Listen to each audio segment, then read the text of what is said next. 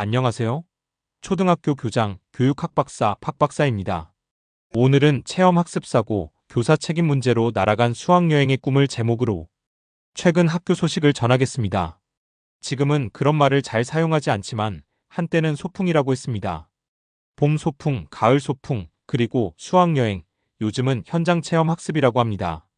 체험학습 가는 날이 되면 아이들은 늘 들뜨고 활기가 넘칩니다. 그런데도 학년 말에 내년도 체험학습 계획을 세우는 교직원 회의는 다소 긴장이 흐릅니다. 결국 한 학기에 한 번씩 가는 것으로 대부분 결론이 나지만 늘 흔쾌하게 결정되지는 않습니다. 학부모와 학생들은 더 자주 가기를 원하고 학교장도 체험학습 횟수가 지금처럼 유지되기를 기대하지만 선생님들 처지에서는 줄이거나 없애면 좋겠다고 생각하기 때문입니다. 선생님들이 우려하는 것은 학생 안전사고가 생기는 경우 그 책임을 오롯이 교사가 안아야 하기 때문입니다. 특히 강원도 속초 테마파크 체험 학습 과정에서 6학년 학생이 버스에 치여 사망한 사건 이후 이런 부담은 한층 커졌습니다. 보도에 따르면 이 사건은 지난 2년 5개월 전 일입니다.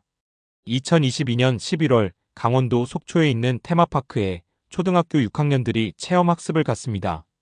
체험학습장 앞에 도착해서 학생들은 버스에서 내렸고 선생님을 따라 모두 줄지어 안으로 이동했습니다. 그러나 한 명의 학생은 신발끈 때문에 대열에서 혼자 벗어나게 되었습니다. 이때 주차를 위해 이동하던 버스에 치이게 되는 불행한 일이 생겼습니다. 이 때문에 인솔교사는 업무상과실치사 혐의로 기소되었습니다. 이 사건 이후 교육계에서는 교사의 명백한 과실이 아닌 교육활동 중 사고에 있어 선생님들을 보호할 수 있는 법적 방안을 마련해 달라고 요구했고 이 때문에 학교안전법이 개정되기도 했습니다. 개정된 학교안전법에서는 현장 체험 학습 등 교육활동 중 발생한 사고 시 교직원이 부당한 책임을 지지 않도록 하는 내용이 포함되었고 올해 6월 21일부터 시행된다고 합니다.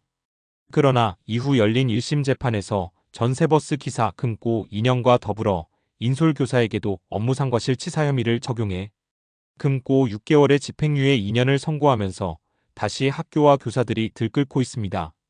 다시는 일어나지 않아야 할 매우 안타깝고 애석한 사건이긴 하지만 해당 선생님들은 예측할 수 없었던 불의의 사고라고 계속 말씀하고 계시고 재판부에 대한 탄원도 계속 이어지고 있는 가운데 실형이 선고된 1심 판결이 교사들을 또다시 크게 위축시키고 있는 것입니다.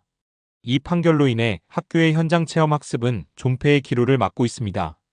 대부분의 학교가 6월 21일 이후로 체험 학습을 미루거나 학교로 찾아오는 체험 학습으로 바꾸어 실시하고 있습니다. 이 과정에서 학생들의 소중한 꿈과 추억이 담긴 수학여행이 취소되는 학교도 생겨나고 있습니다. 학교안전법이 개정된 2학기에도 교사들은 계속해서 체험 학습을 거부하려는 의지가 있습니다.